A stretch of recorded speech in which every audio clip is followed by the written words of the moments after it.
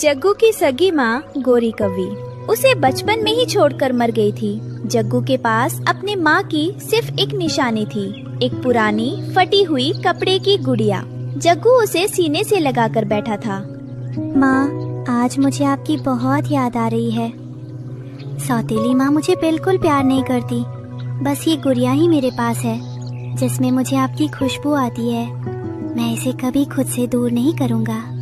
कालू की दूसरी पत्नी चिंकी कव्वी जग्गू को उस गुड़िया से बात करते हुए देख रही थी। उसे उस पुरानी गुड़िया से बहुत चिढ़ थी।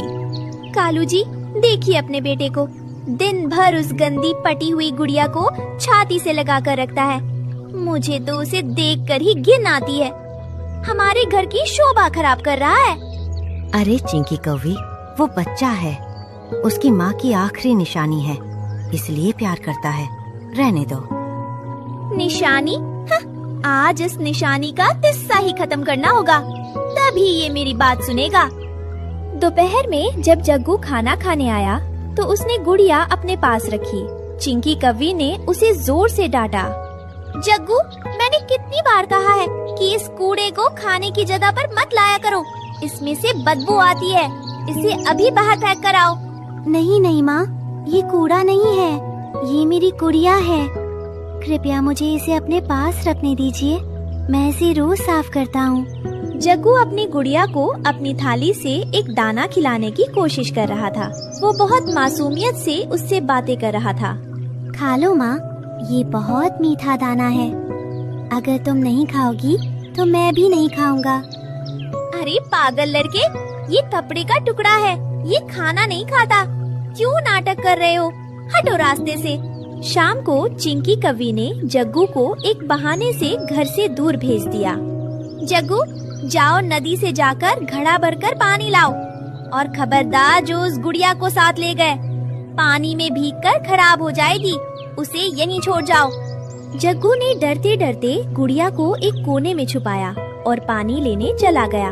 उसे नहीं पता था कि पीठ पीछे क्या होने वाला है।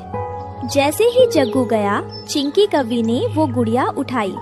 उसकी आँखों में क्रूरता थी। उसने पिछवाड़े में जल रही आग में उस गुड़िया को डाल दिया।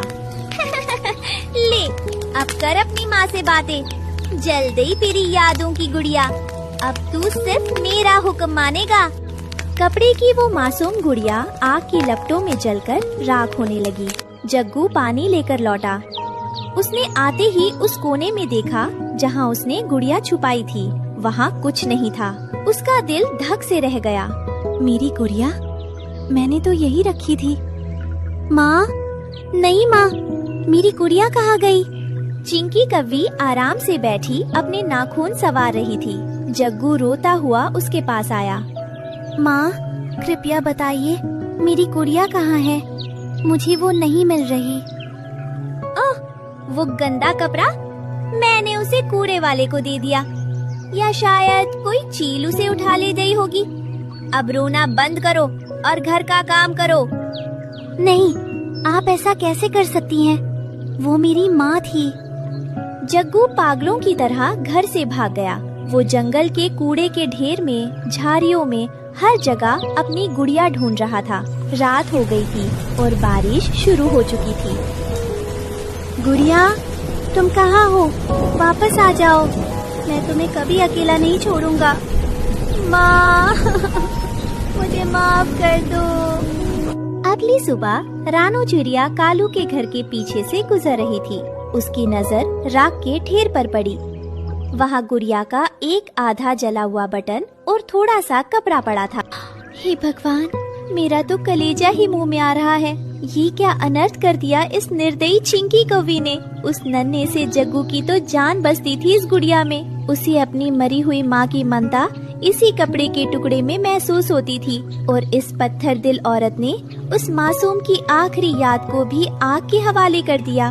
कितनी क्रूरता भरी है इसके मन में। बेचारा जग्गू रात भर से दर दर भटक रहा होगा। वो तो इसी गम में घुट घुट कर अपनी जान दे देगा। नहीं, मैं ये अन्याय चुपचाप नहीं देख सकती। मुझे कुछ तो ऐसा करना ही होगा जिससे उस बच्चे के विश्वास को टूटने से बचाया जा सके और उसके चेहरे पर फिर से वही मुस्कान लौट आए। रानू अपने घर गई। उसने पुराने रंग बिरंगे कपड़े निकाले। उसने पूरी रात जागकर अपनी चोंच और सुई धागे से मेहनत की। वो बिल्कुल वैसी ही गुड़िया बना रही थी जैसी जग्गू के पास थी। मैं जानती हूँ कि मैं जग्गू की असली माँ गौरी को वापस जीवित नहीं कर सकती, पर मैं उसकी ममता की इस निशानी को इस तरह राख में नहीं मिलने दूंगी। ये सिर्फ कपड़ों और रुई का ढेर नहीं है, ये एक अनाथ बच्चे का पूरा संसार है। मैं अपनी पूरी कला और अपना सारा प्यार इस नई गुड़िया को बनाने में लगा दूंगी। मैं इसे बिल्कुल वैसा ही रूप दूंगी जैसी वो पहले थी, ताकि जग्गू को अपनी माँ की मौजूदगी का एहसास हो सके। सुबह की पहली किरण फूटने से पहले मुझे ये काम पूरा करना ही होगा।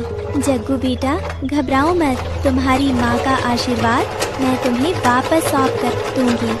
उधर चिंकी कौवी तैयार होने के लिए अपना शीशा देख रही थी। तभी उसे एहसास हुआ कि उसका सबसे कीमती सोने का हार गायब है। मेरा हार, मेरा सोने का हार कहाँ गया? मैंने तो यही रखा था। कालू जी, मेरा हार चोरी हो गया। शायद वो कल नदी किनारे गिर गया होगा, अब वो नहीं मिलेगा। नहीं, वो मुझे मेरी नानी ने दिया था। वो मेरी सबसे प्यारी निशानी थी। मुझे वो वापस चाहिए। जब चिंकी का हार नहीं मिला तो वो पागलों की तरह घर के बाहर कूड़े के ढेर में अपना हार ढूंढने लगी, ठीक वैसे ही जैसे जग्गू अपनी गुड़िया ढूंढ रहा था। मेरा हार कहीं नहीं मिल रहा। हाय, मैं तो बर्बाद हो गई। देखा भाग्यवान, कल जग्गू भी इसी तरह अपनी गुड़िया ढूंढ रहा था। आज तुम्हें समझ आ रहा है कि किसी अपनी चीज के खोने का दर्द कैसा होता है। जग्गू गम और बुखार में बिस्तर पर पड़ा था। रानू चिड़िया वहाँ आई और उसने जग्गू के सिराने वो नई गुड़िया रख दी। साथ ही रोती हुई चिंकी कौवी भी वहाँ खड़ी थी। जग्गू बेटा, देखो, तुम्हारी गुड़िया मिल गई। वो थोड़ी जल गई थी, मैंने उसे ठीक कर दिया। मेरी गुड़िया, धन्यवाद रानू आंटी। चिंकी कौवी, आज तुम्हारा हार खोया तो तुम्हें कितना दर्द हो रहा है। सोचो, तुमने इस मासूम की माँ की आखिरी निशानी जला दी। इसे कितना दर्द हुआ होगा। दूसरों का दिल दुखाकर हम कभी खुश नहीं रह सकते। चिंकी कौवी को अपनी गलती का गहरा एहसास हुआ। उसने जग्गू के पैर पकड़े। जग्गू बेटा, मुझे माफ कर दो। मुझे अपनी इस नीचता पर बहुत शर्मिंदगी है।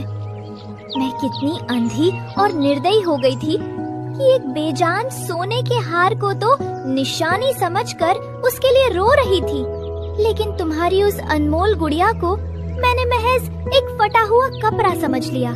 आज जब मेरा हार खोया और मुझे वही तड़प, वही बेचैनी महसूस हुई जो कल तुम महसूस कर रहे थे, तब मुझे समझ आया कि मैंने कितना बड़ा पाप किया है। मैंने सिर्फ एक गुड़िया नहीं जलाई थी, बल्कि एक बच्चे के कोमल दिल और उसकी माँ की पवित्र यादों को आग लगा दी थी। बेटा, मैं तुम्हारी सगी माँ तो नहीं बन सकती, पर आज मैं वादा करती हूँ कि मैं अब तुम्हें कभी रोने नहीं दूंगी। मुझे एक मौका दो कि मैं तुम्हारी नई माँ बनकर तुम्हारी देखभाल कर सकूं। रानू बहन, तुम्हारी बातों ने आज मेरी आँखों से नफरत का पर्दा हटा दिया है। इस कहानी से हमें सीख मिलती है कि हमें दूसरों की भावनाओं और यादों का सम्मान करना चाहिए, क्योंकि दर्द सबको एक जैसा होता है।